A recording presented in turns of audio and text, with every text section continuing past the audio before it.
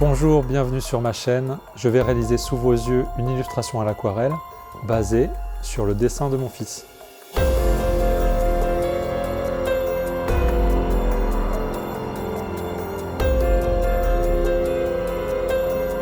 Mon fils Lunosuke de 13 ans a dessiné cette impressionnante créature. C'est une espèce de gros insecte extraterrestre avec plein d'effets d'éclairs, de plasma à l'intérieur. Je trouve que le dessin est vraiment réussi, le design de la créature est impressionnant et à vrai dire ça me met un peu la pression parce qu'il va falloir que je sois à la hauteur maintenant dans mon interprétation. Le design en fait il est parfait, je ne vais pas y toucher, je vais juste réintroduire des personnages créés précédemment, le Docteur Écarlate et son assistant qui viennent de dérober des œufs à cette créature et sont en train de fuir. Je commence le dessin définitif comme d'habitude par une mise en place au crayon de papier en commençant par les gros volumes et en rentrant de plus en plus dans le détail. Je commence par la créature, et puis les personnages au premier plan, deux personnages qui sont en train de fuir.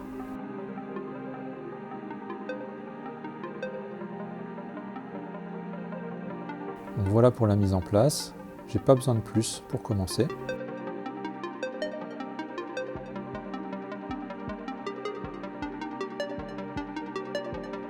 Si vous avez l'habitude de mes vidéos, vous savez que j'utilise toujours la même méthode.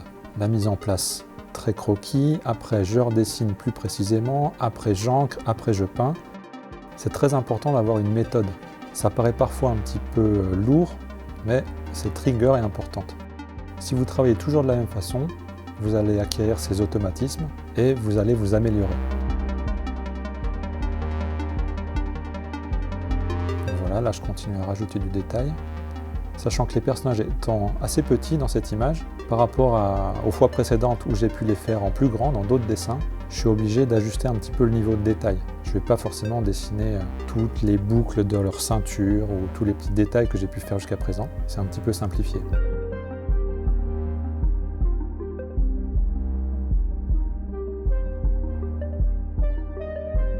Voilà, le dessin en crayon de papier est terminé. Je vais pouvoir commencer l'ancrage.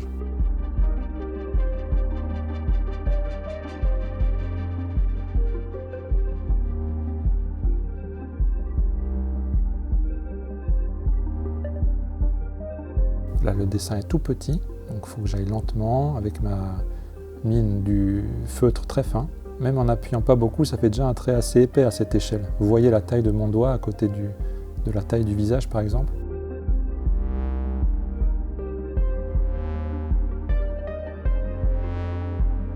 C'est assez agréable à faire, j'aime beaucoup l'ancrage. Il faut se concentrer, mais je trouve ça moins stressant que faire le dessin qui prépare l'ancrage.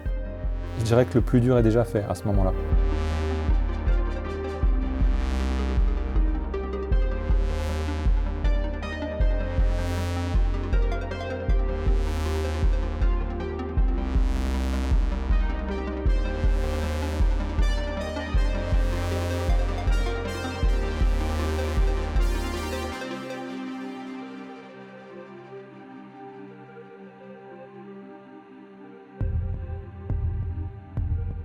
Voilà l'ancrage terminé, je vais pouvoir commencer à peindre.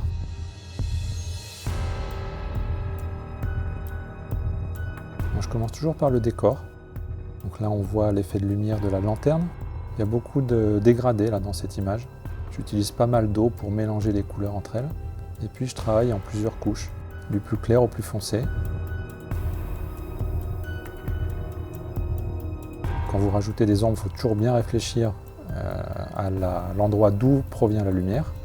Donc là bien sûr la source de lumière c'est la lanterne, donc les ombres vont se répartir tout autour. Les ombres portaient des petits cailloux comme ça qui sont concentriques.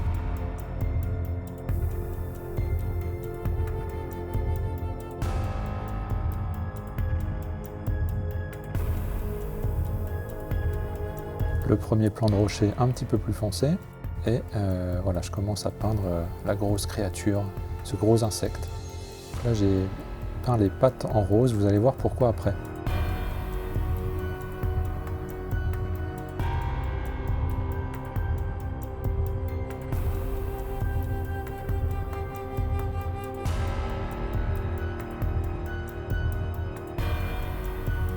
Je commence à peindre l'intérieur du corps Et à l'intérieur du corps de cette créature, il y a ces effets de plasma, d'éclairs lumineux. Avant de peindre, on ne l'a pas vu dans la vidéo, mais j'ai appliqué de l'encre de masquage. C'est pour ça que la peinture là ne recouvre pas cette zone.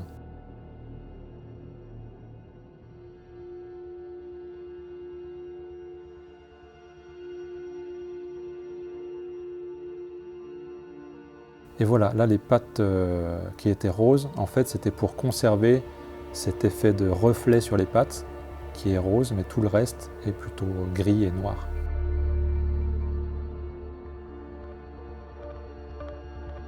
Là, ce que je suis en train de faire, c'est que, sans couleur, avec un pinceau juste trempé dans l'eau, je viens frotter autour de l'éclair. Ça me permet d'enlever un peu de pigment et donner une impression de lumière.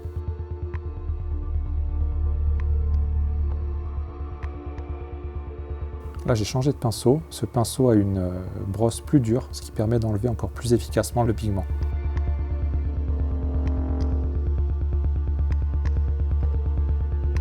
Et là, plutôt que d'avoir un éclair blanc partout, je viens ajouter un petit peu de violet à certains endroits. Je trouve que c'est assez joli comme ça.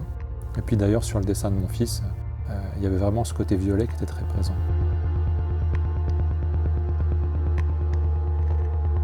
Sur cet effet de toile d'araignée dans le décor, c'est pas peint à l'aquarelle, parce que l'aquarelle c'est une peinture transparente, donc je pourrais pas faire ça.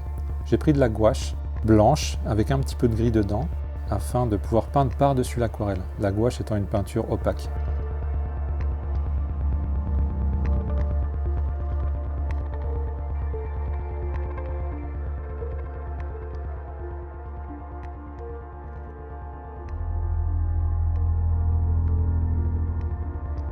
Le dessin est presque fini, je n'ai plus qu'à peindre les personnages.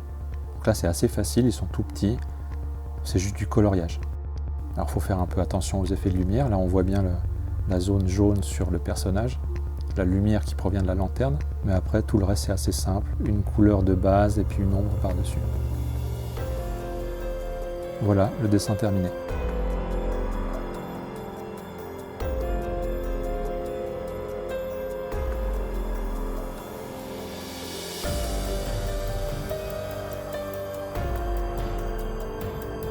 Voici les deux dessins côte à côte, celui de mon fils et mon interprétation.